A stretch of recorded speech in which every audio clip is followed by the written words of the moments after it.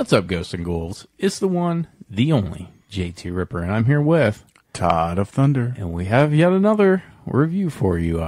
It's a horror comedy, and it's oh so good. It's Slotherhouse. Yeah, and this is on Hulu. Yes, it is. It is streaming now. It came out earlier this year. We tried to watch it, but it did not come nowhere around our theaters, so we had to wait for it to come to digital or streaming service.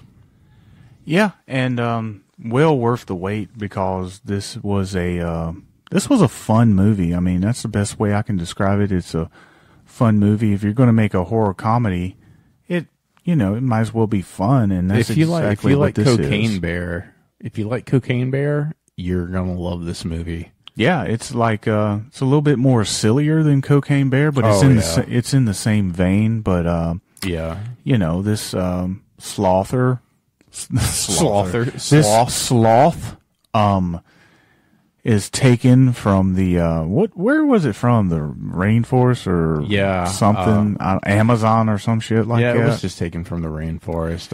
It killed a fucking alligator crocodile that tried to eat it. Yeah, it's fucking crazy. Something special about this sloth. It's a mean son of a bitch, but it looks so cute, and it's brought to the United States by a poacher who's trying to sell it and stuff like that. And you had the main character, Emily. Yeah, she's running for sorority president.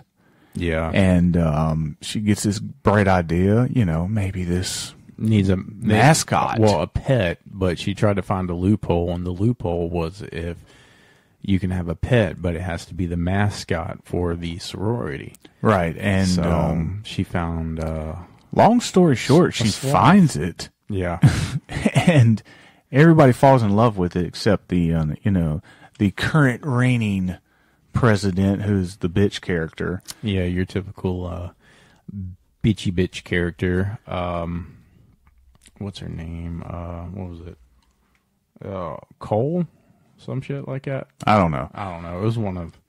It was the blonde. Of course, it's always the blonde that's a bitch. But she also has this best friend who is like, it's cute and everything, but it's kind of wrong to take a wild animal and bring it in like this. So you kind of need to set it free and all kinds of stuff like that. Yeah. Which conjures up basically a bad relationship between the sloth and everybody else, right? Well, the sloth loses its shit because the poacher that took him was an asshole and, hit the cage. And, you know how people are just cruel to animals and stuff like that. And he killed the poacher. And she kind of just picked him up and took him. She didn't really pay for him or buy him. Yeah. And then somehow the sloth was going through her phone and looking at pictures and stuff and saw a picture of her and the poacher like posing together, or just took a picture together. I forgot why they did. And then the sloth loses its shit and goes on a murderous rampage. Yeah, and that's where the comedy comes in, folks, because, I mean, you're watching a sloth go through somebody's phone, you're watching a sloth go through somebody's laptop and getting angry like you would a teenage girl or something like that. Yeah, it's pretty much how, like, a teenage girl would react. Oh, the sloth is a female also, might I add. So the sloth is very aware of things it shouldn't be aware of, which makes it extremely funny. Yeah, it's chaos ensues. A lot of sorority people die. This sloth gets stabbed with a fucking samurai sword, shot more times than Michael. Yeah, this is definitely one of those movies where we do not have to tell you the entire plot. We're just picking it apart by piece because it's just a fun ride, and suspend the belief. Yeah, suspend your belief. And yes. The fact of the matter is that the death scenes in this film are good. The comedy is on point. The story keeps you interested. It's a movie, like, if you're going to make a B-rated movie seem like an A-rated movie, this is how you do it. Yes.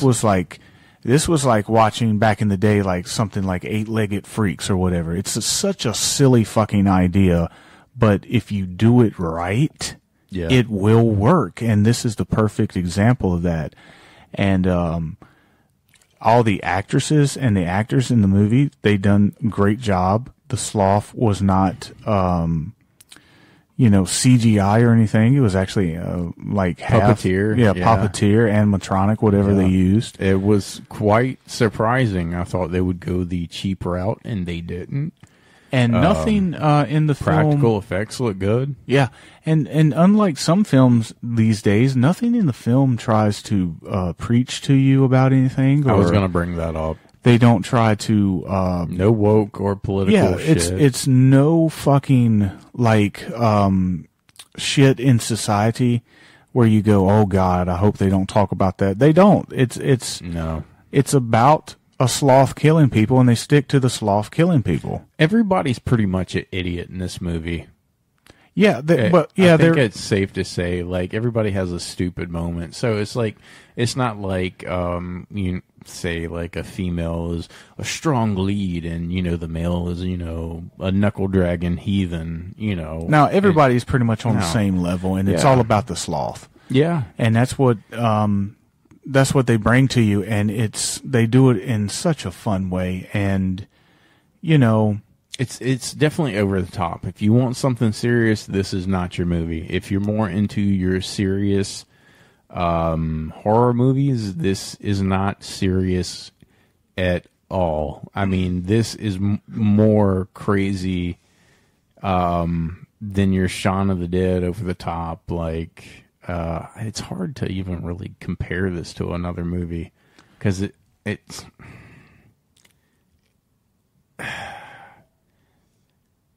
it's not. I mean, it's nothing out there that I can really think that's so like crazy, but works. No, like it's really in a category of its own, and I think that's the charm about this movie for me. Like, I was like, wow, this is I fucking love this. And if you can't tell, like, I'm cracking up talking about this movie because it's fucking funny. It's great. It has that early 2000s type humor.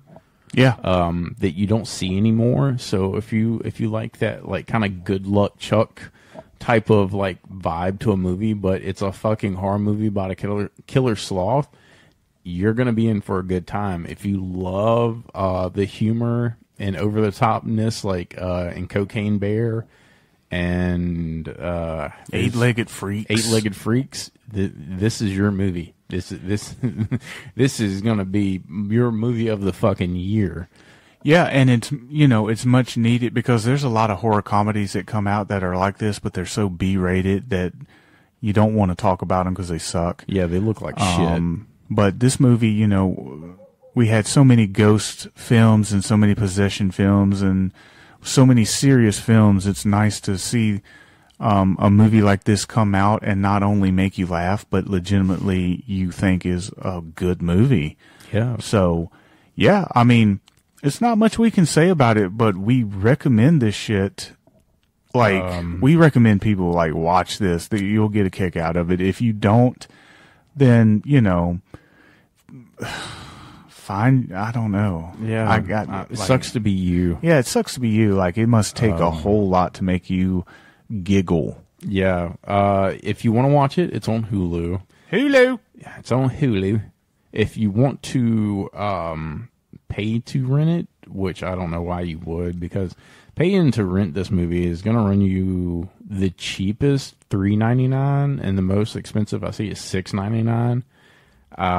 I would just subscribe to an app and watch it. Yeah, for $6.99 you can just watch a whole bunch of stuff. And there's a lot of good stuff on Hulu right now to watch. I'm not going to go into that route, but it's a lot of good stuff on Hulu to watch, so it'd be worth your bang and buck. I don't think it's like physically out yet. I haven't seen it. I don't think so either. If it would have been, I think we would have saw it at Target or Walmart or something like that. But it's out digitally, so yeah, it's definitely there's ways worth to watch it. There is ways to watch it. I'm going to start incorporating other people's ratings before we go into our own physical ratings. IMDb gave this a 4.8 out of 10. Rotten Tomatoes gave it a 56%, which means it's better than Five Nights at Freddy's. I was about to say IGM or IGN, whatever it's called. IMDb. Yeah, you are the idiot, motherfuckers. You guys gave Five Nights at Freddy a 4 out of 10. You gave this a 4.5 out of 10. No, this is IMDb. This ain't IGN. Oh, whatever. But they rated this movie better than Five Nights at Freddy's? Yeah. Well, I can say that, I don't like to compare movies all that much, but since we brought it up, it's funner than Five Nights at Freddy, I think. It's yeah, I would say it's funner. It's I don't know. That's kind of like apples and oranges. That's why I didn't want to compare Yeah. it. I'm just going to leave it at it's funner, But any other ratings from anybody else? Let's see. I'm looking at. I'm trying to look at IGN's because our ongoing love of IGN and their horrible rating system. They gave it a 7. A 7 out of 10. A 7 out of 10. And they gave Five Nights at Freddy's a 4 out of 10. Wow, that's very surprising. But they say it's good. Well, maybe somebody on their staff actually gets it and is not a tight ass anymore. But anyway, now that you know their ratings for it, and now that you've heard us praise it, it's time for us to give our ratings on this bad boy on a scale 1 to 5. Yes. And you went first last time, so I guess I'm going to sound like a broken record, but 3 is good for me. Yeah, I'm giving this a 3 also. If we did halves, I might go 3.5, but since we agreed to solid numbers, 3. Yeah, I think the only reason why I have to, I mean, it's on par with Cocaine Bear, but yeah. I just enjoyed Cocaine Bear a little bit more. Yeah, if I put a list together, right under Cocaine Bear would be this movie, like right under it. Yeah, it's fun. It will make you laugh. It'll make you feel good.